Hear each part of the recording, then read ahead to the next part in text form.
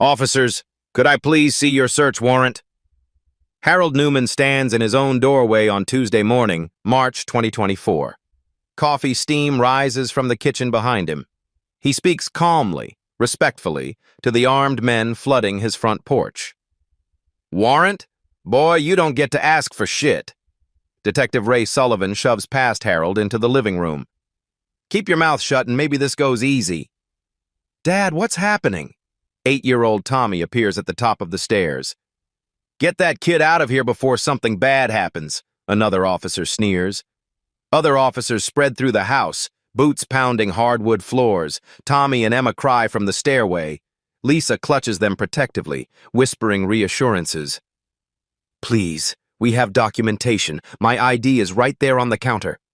Shut up. We know exactly what we're doing here. Neighbors peer through curtains. Nobody calls for help. Nobody questions the scene. But something glints beside Harold's wallet, something that will shatter Sullivan's confidence. Stay with me. This gets explosive. 2 hours earlier, Harold Newman's biggest concern was getting Tommy to finish his math homework. The house smells of vanilla and cinnamon. Lisa stands at the stove, flipping pancakes while humming softly. Morning sunlight streams through kitchen windows, casting warm squares across their hardwood floors. This is their sanctuary, their piece of the American dream.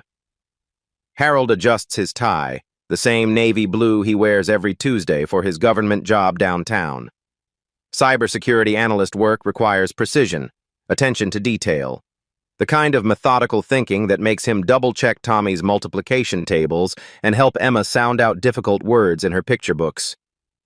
Daddy, can you drive me to school today? Emma asks, syrup dripping from her fork. Of course, Princess. Harold kisses the top of her head.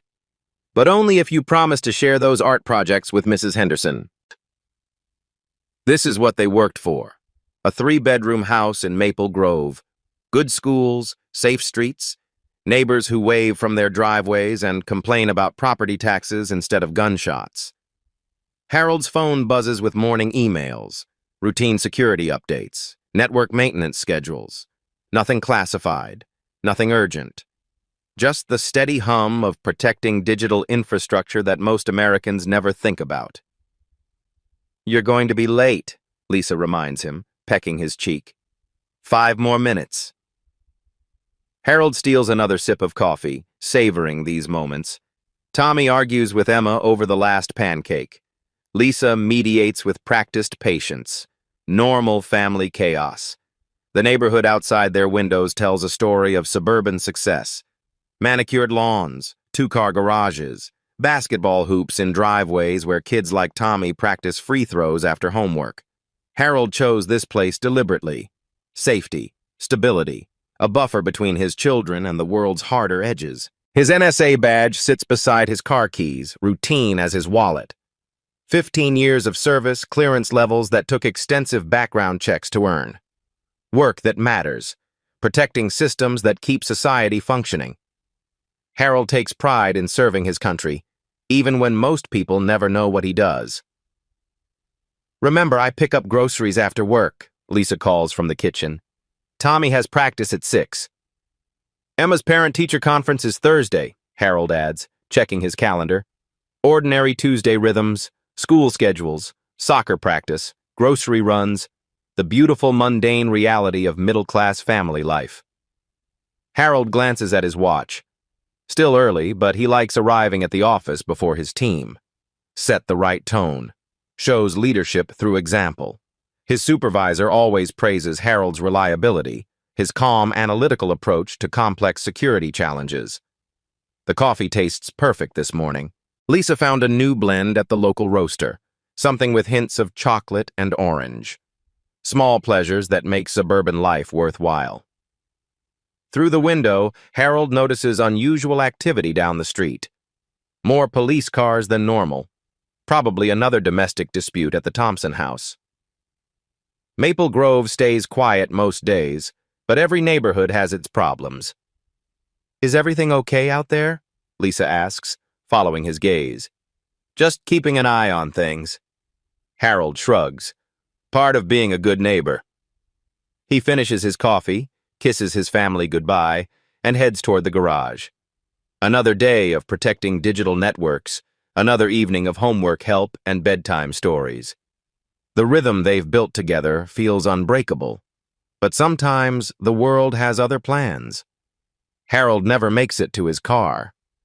The front door explodes inward with splintering force. Armed officers pour through like floodwater, weapons raised, shouting commands that overlap into chaos. "Police! Nobody moves! Get down! Get down now!" Detective Sullivan leads the charge, his eyes scanning the room with predatory focus. When he spots Harold frozen by the kitchen counter, something shifts in his expression. Something ugly. "Well, well, look what we got here." Harold's hands rise instinctively. "Officers, there's been a mistake. I live here. This is my house." "Your house?" Sullivan's laugh carries pure contempt. "Right, and I'm the Pope." From upstairs, Emma's scream pierces the morning air. Tommy's voice follows, high and terrified. "Mommy, Mommy!" "Please." Harold keeps his voice steady, though his heart pounds. "My children are scared. Can you tell me what this is about?" "What is it about?"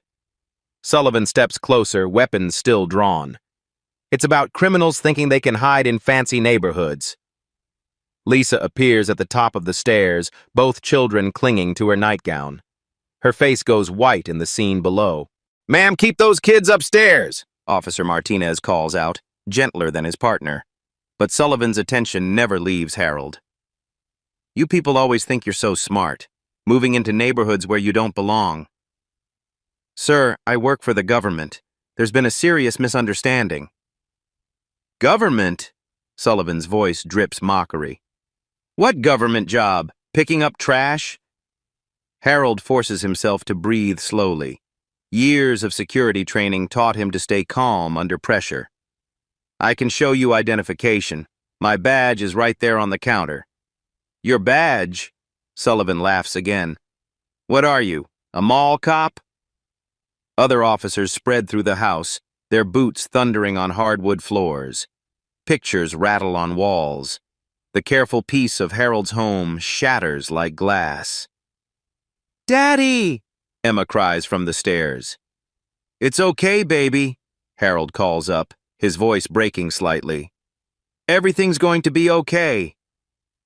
"Nothing's okay here," Sullivan snarls. This is what happens when people get ideas above their station. Harold's neighbor, Mrs. Carter, peers through her front window. Her Ring doorbell camera captures everything: the lack of warrant presentation, the aggressive entry, the weapons drawn on a man in pajamas and a bathrobe. "Check the upstairs," Sullivan orders. "These people always hide something." "Please, not in front of my children," Harold pleads. "Your children?" Sullivan's voice turns vicious. "You should have thought about them before you decided to play house in the suburbs." Martinez shifts uncomfortably. Something about this feels wrong. The house is immaculate. Family photos line the walls. Children's drawings hang on the refrigerator. This doesn't match their intelligence reports. "Detective, maybe you should shut up and do your job," Sullivan cuts him off. Harold watches his daughter's terrified face at the top of the stairs. Watch his son cling to his mother. Watch armed strangers tear through the life he built. "I'm reaching for my identification," Harold announces clearly. "It's on the counter beside the coffee maker." "Don't move," Sullivan barks. "You asked for identification. It's right there." Harold's hand moves slowly toward the counter, past his wallet, past his car keys, toward the small leather case that holds his federal credentials. "I said don't move," but Harold's fingers close around the badge case, opens it carefully. The gold shield catches morning sunlight streaming through the kitchen window. Sullivan's eyes follow the movement. His expression shifts from aggression to confusion to something approaching panic. The badge reads, "United States National Security Agency." The room falls silent except for Emma's quiet sobbing upstairs. Sullivan stares at the badge, then at Harold, then back at the badge. For the first time since entering Harold's home, Detective Ray Sullivan looks uncertain. This changes everything. The badge changes nothing. And everything. Sullivan stares at the NSA credentials for 3 long seconds, then snaps the case shut. "Fake," he declares. "These people will try anything." "Detective," Martinez whispers urgently. "That looked official." "I don't care if it looked like the president's autograph," Sullivan snarls. "We got a tip about this address. We follow through." But his voice carries less certainty now. His hands shake slightly as he holsters his weapon. "Please verify my employment," Harold says quietly. "Call the federal office. End this mistake." "The only mistake," Sullivan replies, "is thinking a fancy fake badge will save you." 20 minutes later, they leave. No arrest. No explanation. Just boot prints on Harold's hardwood floors and traumatized children upstairs. Harold files a complaint within the hour. The Metro Police Department's response arrives 2 days later. Standard bureaucratic language. Officers followed proper procedures based on credible intelligence received. No acknowledgement of the warrant issue. No mention of the NSA badge. Captain James Wilson speaks to Channel 7 News that evening. "Detective Sullivan is a 15-year veteran with an exemplary record.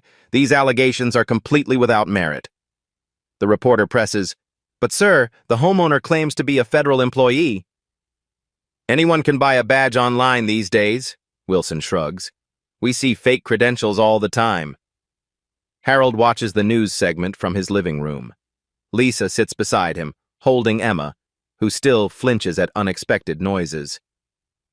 "They're calling you a liar on television," Lisa says softly. "I know." Tommy appears in the doorway, backpack slung over his shoulder. "Dad, kids at school are asking questions about the police cars." Harold's heart breaks a little more. "What kind of questions?" "If we're criminals. If we're going to move away." The neighborhood divides quickly. Mrs. Carter brings over the casserole and offers to testify about what she witnessed. The Thompsons across the street suddenly avoid eye contact during evening walks. The Johnsons 2 houses down post a thin blue line flag the next day. "Supporting our boys in blue," Mr. Johnson tells anyone who'll listen. "These people need to understand respect for law and order." Harold's supervisor calls that same afternoon. "There's been some inquiries about your employment status from local law enforcement."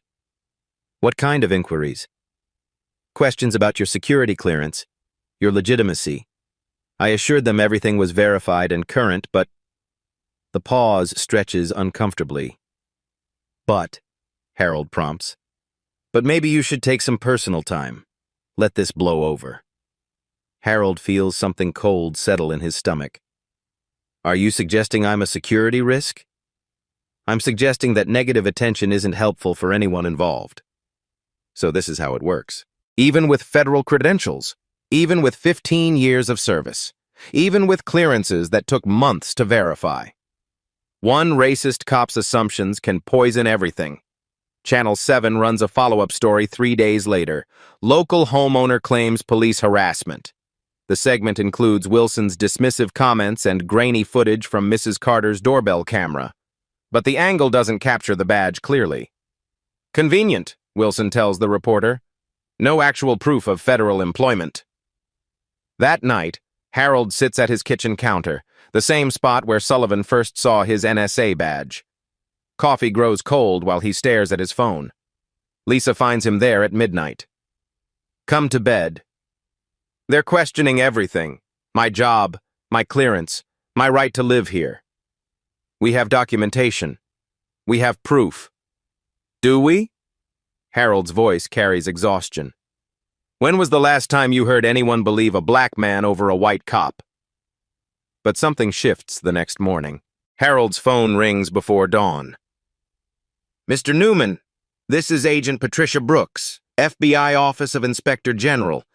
We understand there was an incident involving federal employee credentials." Harold sits up straighter. "Yes, ma'am. We'd like to discuss this matter with you. Today." if possible. The local police department says my credentials are fake. Mr. Newman, we've verified your employment status, your security clearance, your federal service record. Agent Brooks's voice carries steel. Someone is going to answer for this. Across town, Captain Wilson receives a different kind of phone call. This is Agent Brooks, FBI. We need to schedule a meeting regarding one of your officers' conduct during a recent incident. Wilson's coffee mug stops halfway to his lips. I'm sorry, which incident? The unlawful search of NSA analyst Harold Newman's residence. We'll be there this afternoon. Wilson hangs up and immediately calls Sullivan. Ray, we have a problem, a big one. What kind of problem? The federal kind. That badge you said was fake? It's real. Very real. For the first time in 15 years, Detective Ray Sullivan feels genuinely afraid. They thought they could bury this with bureaucratic doublespeak and media spin. They thought Harold Newman was just another black man in a neighborhood he couldn't afford, with credentials he didn't earn. They were wrong about everything. The FBI wants answers. Agent Brooks arrives with documentation that changes everything. She walks into Captain Wilson's office carrying a manila folder thick with federal paperwork. Behind her, Agent Martinez from the Department of Justice Internal Affairs Division takes notes. Harold Newman, Brooks begins without pleasantries, has held top-secret clearance for 15 years. His current assignment involves protecting critical infrastructure networks for the National Security Agency. Wilson shifts in his chair. We received intelligence suggesting— You received what, exactly? Brooks interrupts. Because according to dispatch records, Detective Sullivan requested this address based on an anonymous tip about suspicious activity. The folder opens with crisp efficiency. Brooks spreads documents across Wilson's desk like playing cards. Employment verification, security clearance confirmations, federal service records. Your officer told Channel 7 that anyone can buy a badge online, Brooks continues. This particular badge requires FBI background investigation, polygraph examination, and congressional notification. Wilson stares at the paperwork. His mouth moves without sound. Furthermore, Agent Martinez adds, dispatch records show the intended address was 847 Maple Grove Lane. Detective Sullivan raided 847 Maple Grove Avenue. Wrong street, wrong house, wrong family. A clerical error, Wilson begins. A clerical error that resulted in federal employee intimidation, Brooks cuts him off, which falls under our jurisdiction. The power dynamic in the room shifts like tectonic plates. Wilson, who spent 3 days defending Sullivan on television, now faces federal investigators taking notes about his department's competence. Brooks pulls out her phone. Director Morrison, Agent Brooks. Yes, sir, we've confirmed the incident. NSA analyst Harold Newman. Full federal employee protections apply. Wilson can hear the voice on the other end. Authoritative. Displeased. Federal. The Newman family will receive full victim services support, Brooks announces, and Detective Sullivan will answer federal questions about civil rights violations. Outside the police station, Harold's phone rings. Mr. Newman? Agent Brooks. Your federal employment status has been fully verified and communicated to local authorities. What does that mean? It means Detective Sullivan no longer gets to decide whether your credentials are legitimate. The Federal Bureau of Investigation does. Harold sits in his car, hands trembling slightly. For 3 days, he's been treated like a criminal in his own neighborhood. His children are afraid to answer the door. His wife jumped at every unexpected sound. Sir? Harold's voice catches. What happens now? Now, Mr. Newman, people start taking responsibility for their actions. Channel 7's evening news leads with a different story. Federal investigation launched into police raid. The same reporter who questioned Harold's credentials now describes his verified federal service record and top-secret security clearance. Captain Wilson faces the camera with visible discomfort. We are cooperating fully with federal investigators. If mistakes were made, we will address them appropriately. The reporter presses harder. Captain, your department publicly questioned Mr. Newman's employment. Federal agents have now confirmed his credentials. How do you explain this discrepancy? No further comment at this time. But the damage is done. The narrative has flipped completely. Harold Newman isn't a suspicious character who doesn't belong in his neighborhood. He's a federal cybersecurity analyst whose constitutional rights were violated by local police. Detective Sullivan watches the news from his living room, beer growing warm in his hand. His phone has been ringing all evening. Other officers asking questions, friends expressing concern. His wife wondered why federal agents wanted to interview him. 3 days ago, he controlled the situation. Badges, guns, authority. Harold Newman was just another suspect who needed to learn respect. Now Sullivan faces federal civil rights investigators who don't care about his 15 years of service or his arrest statistics. They care about one question. Why did he raid the home of an NSA analyst without a warrant? And Sullivan doesn't have a good answer. The hunters have become the hunted. Federal oversight changes everything. Agent Brooks opens her investigation like a surgeon making precise incisions. The evidence room at FBI headquarters fills with boxes labeled Newman Investigation. But Harold's case is just the beginning. Each document reveals connections to something larger, more systematic. Pull Detective Sullivan's personnel file, Brooks instructs her team. I want every complaint, every incident report, every use of force documentation from the past 5 years. The file arrives within hours.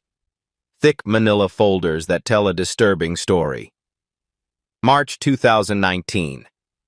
Excessive force complaint from Marcus Williams, dismissed after insufficient evidence. Williams described being thrown to the ground during a traffic stop in his own driveway. Williams is black. August 2020. Civil rights complaint from the Rodriguez family, dismissed after conflicting witness statements. Rodriguez described officers searching his home without probable cause, then claiming they smelled marijuana. No drugs found. Rodriguez is Hispanic. January 2022. Use of force incident involving James Foster, dismissed after Foster declined to press charges. Foster described being pepper sprayed while handcuffed. Foster is black. See the pattern? Brooks shows the files to Agent Martinez. Same detective, different victims, all minorities, all dismissed by the same captain. The email server reveals more troubling evidence. Internal communications between Sullivan and his fellow officers recovered through federal digital forensics. Check this out. Agent Martinez highlights a message thread from Sullivan to Officer Davis, dated 2 weeks before the Newman raid. Another uppity family moved into Maple Grove. Time for a wellness check. These people need to understand their place.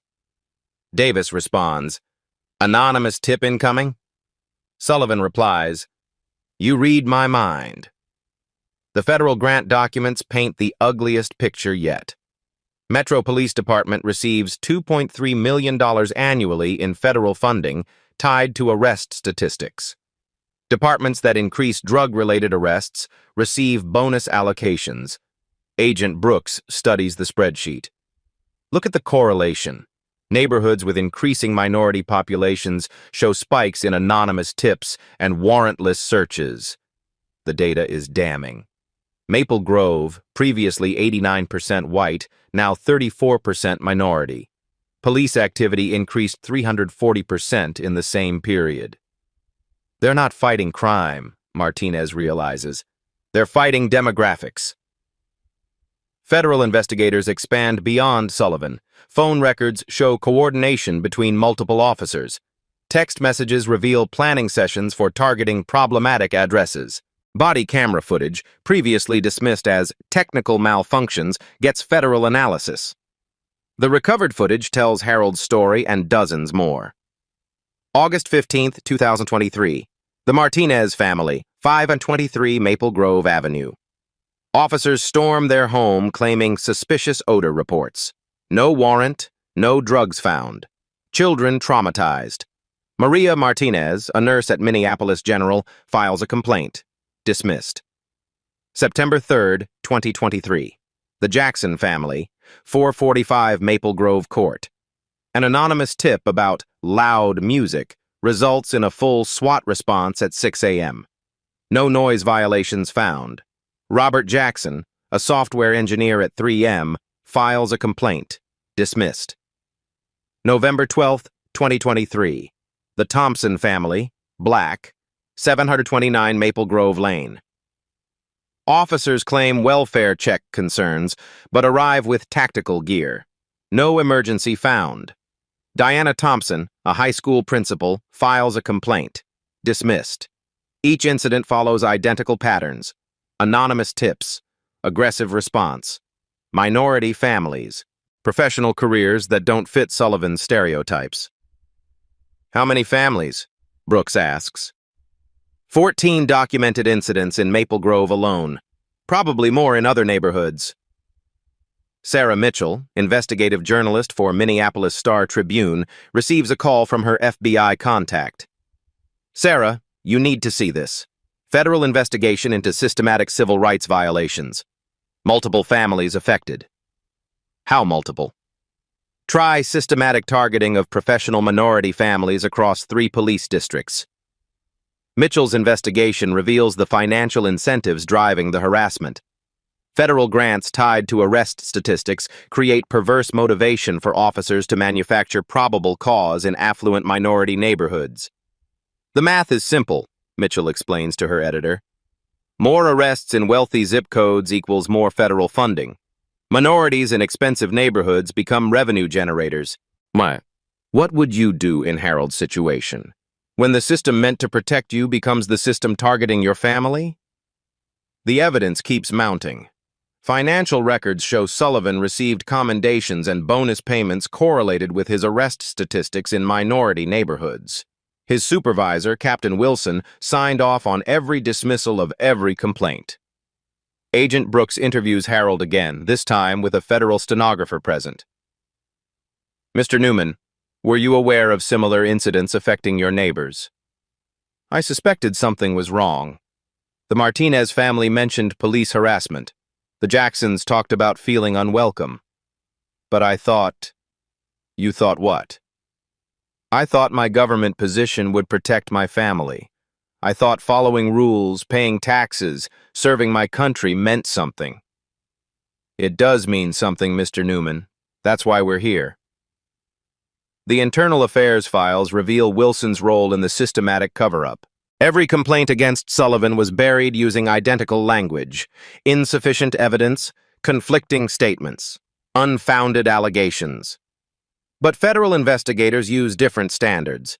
They examine patterns across multiple incidents. They interview victims whose complaints were dismissed. They analyze digital evidence local departments claimed was corrupted. Dr. Angela Foster, criminology professor at University of Minnesota, reviews the FBI data. This represents textbook institutional racism, she explains. Systematic targeting based on racial demographics, justified through fabricated probable cause, protected by administrative dismissal of legitimate complaints. The evidence expands beyond Maple Grove. Similar patterns emerge in Richfield, Edina, and Plymouth. Professional minority families, anonymous tips, aggressive responses, dismissed complaints. FBI agents interview Maria Martinez, the nurse whose family was terrorized 8 months before Harold. They treated us like criminals in our own home, Martinez testifies. My daughter still has nightmares. She asks why the police hate us. Robert Jackson, the software engineer, provides similar testimony. They destroyed our sense of safety. My son refuses to invite friends over because he's afraid the police will come back. Diana Thompson, the high school principal, describes lasting trauma. I counsel students about trusting authority, following rules, and believing in justice. How do I explain that the police targeted my family because we don't fit their stereotype of who belongs in our neighborhood? The federal investigation reveals Sullivan's unit operated as a systematic intimidation campaign. Professional minority families were researched, surveilled, and harassed until they either moved away or stopped complaining. Ethnic cleansing through police harassment, Agent Brooks summarizes, legal intimidation designed to maintain neighborhood demographics. Captain Wilson's emails, recovered through federal subpoena, expose his knowledge and approval. Keep pressure on these newcomers. Property values depend on maintaining community standards. Anonymous tips are effective tools for addressing demographic concerns. Federal grants reward proactive policing in changing neighborhoods. The Department of Justice Civil Rights Division officially opened an investigation into Metro Police Department's practices. This triggers federal oversight authority that local officials cannot dismiss or ignore. Harold receives official notification. Federal investigation confirms systematic civil rights violations affecting multiple families. Full victim services support authorized. But the investigation reveals something else. Something that will shatter Sullivan's confidence completely. The NSA has been monitoring police communications as part of domestic security protocols.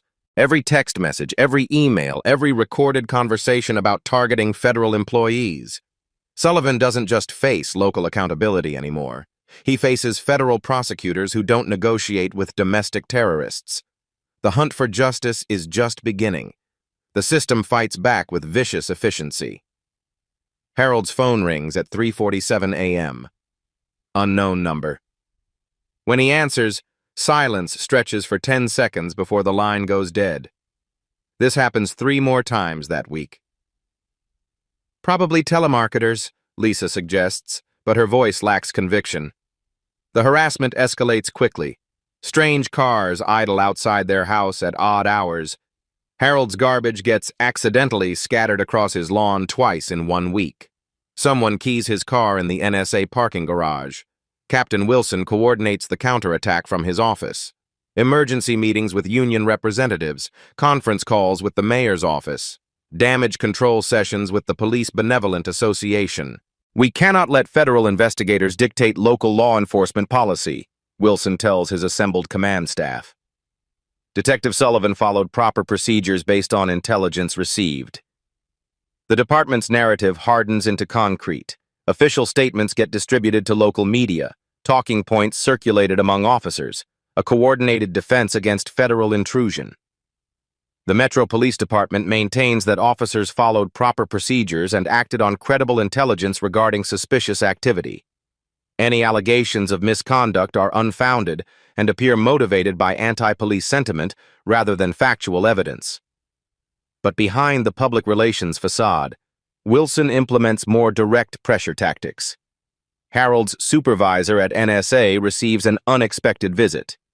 2 men in suits who identify themselves as police liaisons, questioning Harold's stability and reliability following the incident.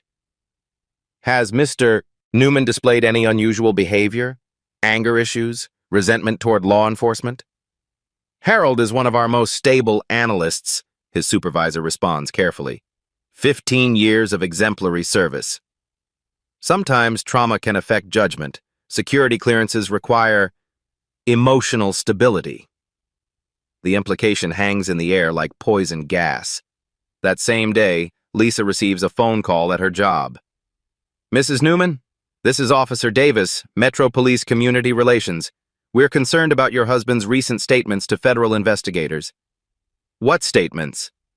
False accusations can have serious consequences for everyone involved. Are you threatening my family? Just sharing information about how these situations typically resolve. Often it's better for everyone when families relocate. The message is crystal clear. Leave quietly or face escalating consequences. Emma starts having nightmares again. Tommy asks why strange men sit in cars watching their house. Lisa installs new locks on every door and window. Internal police communications, intercepted by federal monitoring, reveal the coordination. Wilson to Sullivan, 11:43 p.m. Federal heat getting intense. Time for Phase 2 pressure. Make life uncomfortable. Sullivan to Davis, 6:22 a.m. Target the wife's employment. kids' school, community connections, squeeze until they break. Davis to Martinez, 2:15 p.m. Anonymous tips about unstable federal employee spreading. Plant seeds everywhere. The campaign expands systematically.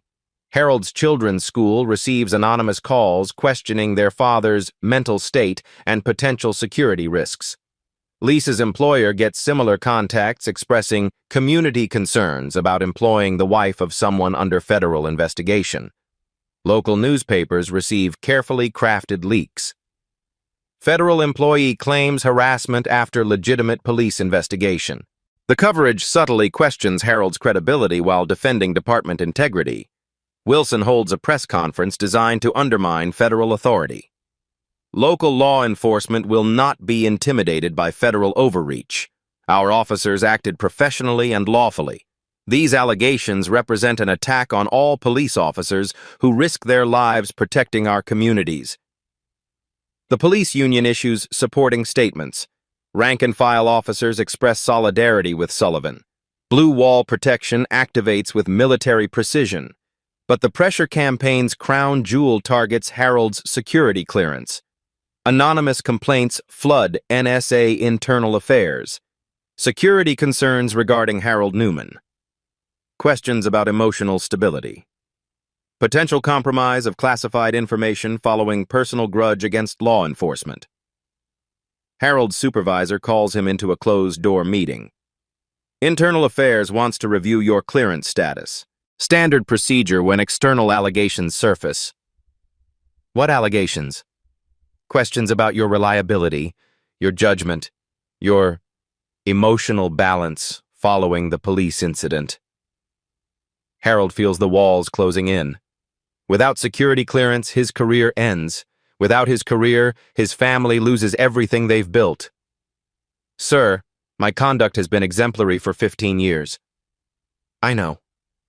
But perception matters in security work. Controversy raises questions. Questions require investigation. The system's message becomes unmistakable. Fight us. Lose everything. Your job, your clearance, your family's stability, your children's future. Lisa finds Harold sitting in their kitchen at midnight, staring at his NSA badge. They're going to destroy us, he whispers. We have federal support. Agent Brooks said, Agent Brooks can't protect my clearance review, can't stop anonymous complaints, can't prevent my career from being assassinated through administrative harassment. Outside their window, another unknown car idles at the corner. Same pattern, different night. Maybe we should move, Lisa suggests quietly. Start over somewhere else. Run away? Let them win? Protect our children. Protect our family. Harold considers this. Everything he's worked for, everything he's built, everything he believed about justice and accountability crumbled under systematic institutional pressure. The phone rings again. 2:17 a.m. Unknown number. This time, when Harold answers, a voice speaks. Drop the federal complaint, or your family pays the price. But Harold Newman doesn't know that federal investigators have been monitoring all police communications. Every threat, every coordinated attack, every criminal conspiracy to intimidate a federal employee. The hunters are about to become the hunted. Harold stares at the resignation letter on his laptop screen. 3 paragraphs that would end everything. His NSA career, the federal investigation, the systematic harassment of his family. Simple words that would make the nightmare stop. Effective immediately. I hereby resign from my position as senior cybersecurity analyst. Personal circumstances require immediate relocation. Lisa packs Emma's clothes in the bedroom upstairs. Boxes accumulate in hallways like cardboard tombstones of their suburban dreams. The moving truck comes tomorrow. Daddy, why are we leaving? Emma asks from the doorway, clutching her stuffed elephant. Harold closes the laptop. Sometimes grown-ups have to make hard choices, Princess. Did we do something wrong? The question breaks something inside Harold's chest. His 6-year-old daughter thinks her family deserves this treatment, thinks they're criminals fleeing justice instead of victims escaping persecution. No, baby, we didn't do anything wrong. But Harold's voice carries doubt. Maybe fighting back was wrong. Maybe accepting the harassment, moving away quietly, would have protected his children from this trauma. Tommy appears beside his sister. Kids at school are saying we're moving because Dad's in trouble with the police. Another knife twist. His 8-year-old son defended his father against schoolyard accusations. Children shouldn't need this kind of courage. What did you tell them? That you're not a bad guy, but nobody believes me anymore. Harold pulls both children close, breathing in their innocence. Everything he's done, every sacrifice made was supposed to protect them from exactly this kind of pain. The federal grant documents Agent Brooks shared yesterday reveal the ugly mathematics driving their persecution. Metro Police Department receives $47,000 bonus for every 10% increase in arrest statistics within targeted demographics. Harold's neighborhood represents $340,000 in potential federal funding if minority families can be eliminated through harassment. His family's suffering has a price tag. $340,000. Lisa finds him in the kitchen after the children go to bed. The realtor called. We have 3 showings tomorrow. Good. Is it? Lisa's voice carries exhaustion. Running away? Teaching our children that bullies win if they're wearing badges? Teaching our children to survive, to pick battles they can win. You think we can't win this? Harold gestures at the boxes surrounding them. Look around, Lisa. We're packing our lives into cardboard. How is this winning? Outside their window, the surveillance car maintains its position. Same spot, different shift. Constant reminder that they're being watched, cataloged, intimidated. Agent Brooks says the federal investigation is expanding. Multiple families coming forward, pattern evidence building. Agent Brooks doesn't live here, doesn't wake up to anonymous threats, doesn't watch her children flinch every time someone knocks on the door.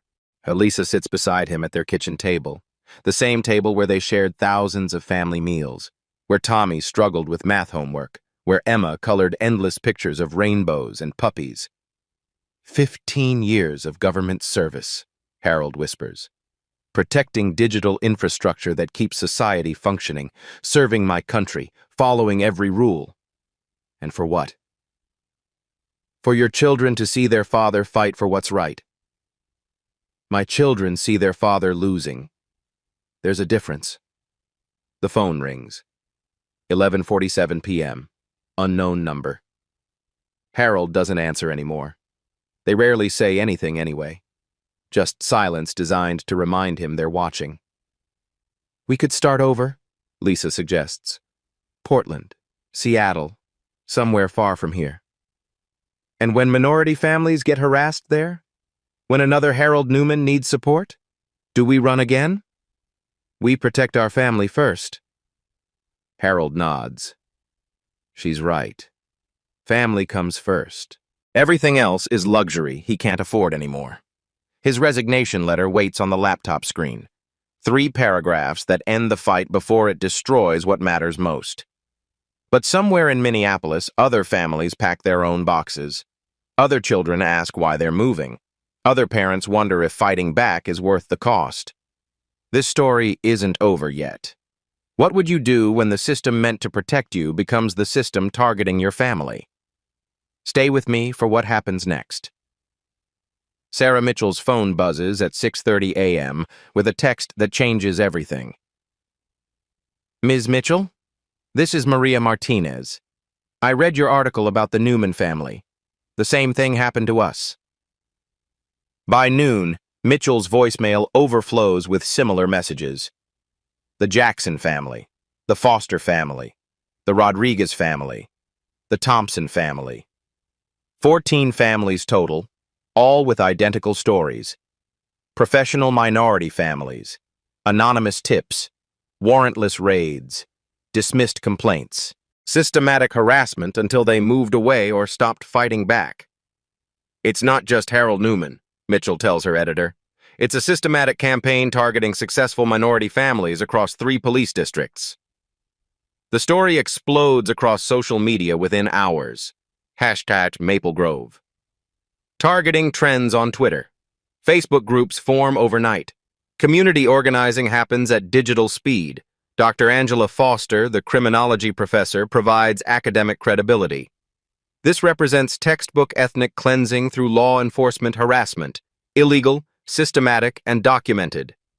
But the real breakthrough comes when Mrs. Carter, Harold's neighbor, organizes a community meeting. Enough, she announces to her Ring doorbell camera, footage that goes viral within hours. We've watched good families terrorized by bad police. Time to stand together. Maple Grove Community Center fills beyond capacity that Thursday evening. Harold arrives expecting maybe 20 supporters. Instead, he finds 300 neighbors packed into every available space. Maria Martinez takes the microphone first. They came to our house at 6 a.m. No warrant, no explanation, just guns and hatred and my children screaming. Robert Jackson follows. I'm a software engineer at 3M. I pay $47,000 annually in property taxes, and the police treated me like a criminal in my own driveway. Diana Thompson, the high school principal, delivers the most powerful testimony. I spend my career teaching students about justice, fairness, and constitutional rights. How do I explain that the police targeted my family because we're successful while black? Story after story, pattern after pattern, professional careers, stable families, American dream achievers who became police targets because they didn't fit Sullivan's demographic stereotypes. Harold takes the microphone last, hands trembling slightly. 3 weeks ago, I was ready to run away, pack my family and move somewhere safe. But there is no somewhere safe if we don't fight here, together. The applause lasts 2 full minutes. Agent Brooks appears in the back of the room during Harold's speech. After the meeting, she approaches him with news that changes everything. Mr. Newman, the Department of Justice Civil Rights Division has officially opened a pattern and practice investigation into the Metro Police Department. Full federal oversight authority. What does that mean? It means we have jurisdiction over every policy, procedure, and practice. Captain Wilson answers to federal authority now. Detective Sullivan faces federal civil rights charges. Mitchell's follow-up story runs the next morning. Federal investigation expands. DOJ probes systematic police harassment of minority families. The narrative shift is complete. Harold Newman isn't an isolated complainant anymore. He's the catalyst for exposing institutional racism that affected dozens of families across multiple communities. His resignation letter, still saved on his laptop, gets deleted that afternoon. The system thought it could isolate Harold, pressure him into silence, force his family to disappear quietly. Instead, they created a federal case study in civil rights violations. Sometimes truth multiplies when people find courage. Federal prosecutors don't negotiate with domestic terrorists. Agent Brooks enters Harold's living room carrying a tablet that will end Detective Sullivan's career forever. Mr. Newman, I need to show you something. But first, you should understand that what you're about to see is classified at the highest levels. Harold exchanges glances with Lisa. What is classified? The NSA monitors domestic communications when federal employees are threatened. Your security clearance triggered automatic surveillance protocols the moment Sullivan's unit began targeting your family. Brooks opens the tablet, revealing a digital interface labeled Domestic Counterintelligence Monitoring System. We have every text message, every phone call, every email between Sullivan, Captain Wilson, and their co-conspirators for the past 8 months. The screen fills with intercepted communications that read like a criminal conspiracy manual. Sullivan to Wilson, March 15th, 2:34 a.m. Newman problem solved. Anonymous tip filed for Wednesday morning. Time to remind these people where they belong. Wilson to Sullivan, March 15th, 6:47 a.m. Excellent. Federal grant review is next month. Need arrest statistics from target neighborhoods. Make it count. Sullivan to Davis, March 15th, 7:22 a.m. Maple Grove operation green light, no warrant needed. They never check anyway. Harold stares at the messages. They planned everything. The fake tip, the wrong address, the warrant violation. It gets worse, Brooks continues, scrolling to reveal financial documents. Metro Police Department receives federal grants based on arrest statistics in high-value demographics. Translation: more minority arrests equal more federal funding. The mathematical brutality is undeniable. Each harassed family represents potential revenue. Each traumatized child is a line item in a federal budget proposal. But the most damaging evidence comes from Sullivan's personal communications with his wife, intercepted through NSA domestic security protocols. Sullivan to wife, March 16th, 11:15 p.m. Taught another uppity family a lesson today. You should see how fast they learn respect when real authority shows up. Wife to Sullivan, March 16th, 11:18 p.m. Just be careful, Ray. These government types have connections. Sullivan to wife, March 16th, 11:23 p.m. Government types like him? Please. Probably affirmative action hire anyway. Badge is probably fake as his sense of belonging. The racial animus in writing. Federal prosecutors' dream evidence. Brooks reveals the final bombshell. The NSA identified this as domestic terrorism targeting federal employees. Your case triggered a joint task force between the FBI, the DOJ Civil Rights Division, and Homeland Security. Domestic terrorism? Systematic intimidation designed to drive federal employees from their homes based on racial demographics. Textbook definition. Harold realizes the scope of federal attention now focused on Sullivan's unit. Not local accountability, not departmental reform. Federal terrorism charges with decades of prison time. Brooks makes a phone call while Harold processes this information. Director Morrison? Agent Brooks. Yes, sir. Surveillance evidence is conclusive. Multiple federal crimes documented. Authorization for immediate arrests requested. When she hangs up, Brooks's expression has changed completely. Mr. Newman, federal marshals will arrest Detective Sullivan and Captain Wilson tomorrow morning. Charges include conspiracy against rights, intimidation of federal employees, and terrorism-related offenses under the Patriot Act. The irony is perfect. Sullivan used fear tactics to control minority families. Now, federal anti-terrorism laws will control him. What happens to my family? Full federal protection, victim services, financial compensation for damages, and Detective Sullivan serves 20 years minimum in federal prison. That evening, Harold calls his supervisor at NSA. Sir, I'm withdrawing my resignation. My family is staying in our home. The federal government doesn't ask permission. It acts.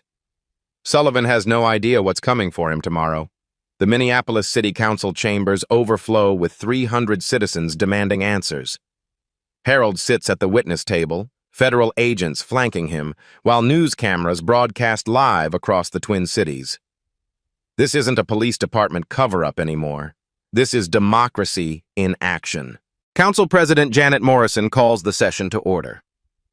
We're here to address systematic civil rights violations by the Metro Police Department and announce federal oversight implementation.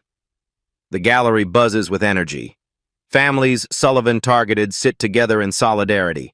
Community leaders, civil rights advocates, federal investigators, and in the back corner, Captain Wilson, looking smaller than Harold remembered. Mr. Newman, Council President Morrison begins. Would you describe the March 15th incident for the record? Harold approaches the microphone. His voice carries calm authority when he speaks. Detective Sullivan entered my home without a warrant, terrorized my children, and treated my family like criminals because we didn't fit his stereotype of who belongs in our neighborhood. The chamber falls silent except for camera shutters clicking. When he discovered my NSA credentials, his first instinct wasn't an apology. It was denial. He called the Federal Service record fake rather than admit his mistake. Harold pauses, looking directly at Wilson in the gallery. But the evidence doesn't lie. 14 families were systematically targeted, professional careers dismissed, constitutional rights violated, children traumatized, all for federal grant money tied to arrest statistics. Maria Martinez testifies next, describing 8 months of harassment before Harold's incident brought federal attention. Robert Jackson explains how his software engineering career meant nothing when Sullivan decided he didn't belong in Maple Grove. Diana Thompson, the high school principal, delivers devastating testimony about explaining police racism to students while experiencing it personally. Agent Brooks presents federal findings to the council. Pattern and practice investigation confirms systematic civil rights violations spanning 3 years. 47 documented incidents targeting minority families based on racial demographics and socioeconomic assumptions. The official record includes intercepted communications showing coordination between officers, financial incentives driving harassment, and deliberate cover-ups by department leadership. Council President Morrison announces immediate reforms.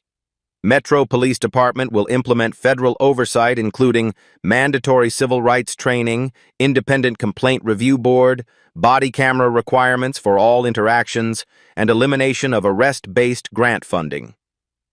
The policy changes Harold fought for become law in real time. Furthermore, Detective Sullivan and Captain Wilson face federal terrorism charges. Their employment with the Metro Police Department is terminated effective immediately. The gallery erupts in applause. Justice delivered through democratic process, not street violence or vigilante revenge. Harold requests permission to address the chamber one final time. 3 weeks ago, my family considered fleeing our home, moving away quietly, letting systematic racism win through our silence. His voice strengthens with each word.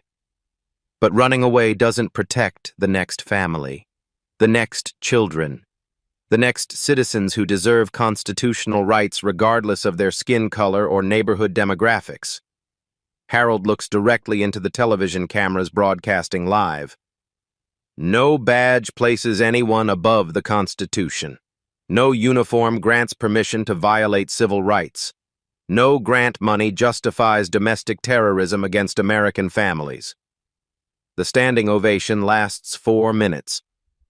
Democracy works when citizens demand it does. But Harold's fight isn't finished yet. Detective Ray Sullivan surrenders to federal marshals at 6 a.m. on a Tuesday morning. The same time he once terrorized Harold's family. The same arrogance replaced by handcuffs and federal terrorism charges, carrying 25 years minimum sentence. Captain Wilson follows 3 hours later. Conspiracy charges, civil rights violations, systematic corruption documented through 8 months of intercepted communications. 6 weeks later, Harold Newman stands in his kitchen, morning coffee steaming, children's laughter echoing upstairs. The same routine Sullivan tried to destroy. But everything has changed. Tommy shows his friends the newspaper article about his father's courage. Emma draws pictures of federal agents instead of hiding from police cars. Lisa plants flowers in their front yard, claiming their space permanently. New policies reshape the Metro Police Department completely. Independent oversight, mandatory de-escalation training, body cameras for every interaction, arrest quotas eliminated, federal monitoring for 5 years minimum. 14 families stay in their homes, no more midnight harassment, no more anonymous threats, no more children asking why police hate them. Harold returns to his NSA position with security clearance fully restored. His supervisor apologizes personally. His colleagues treat him as a hero who stood up to domestic terrorism. Sometimes a badge means nothing at all, unless it represents service, honor, and constitutional protection. Harold Newman proved that truth still matters, that justice still works, that courage still conquers hatred. No one stands above the Constitution. If stories like Harold's matter to you, if accountability journalism that creates real change resonates with your values, this channel is your home. Like this video if you believe in justice. Subscribe to Blacktail's Stories if you want more stories where truth defeats power. Comment below. What would you do in Harold's situation? Democracy demands vigilance. Justice requires courage. Change happens when good people refuse to stay silent.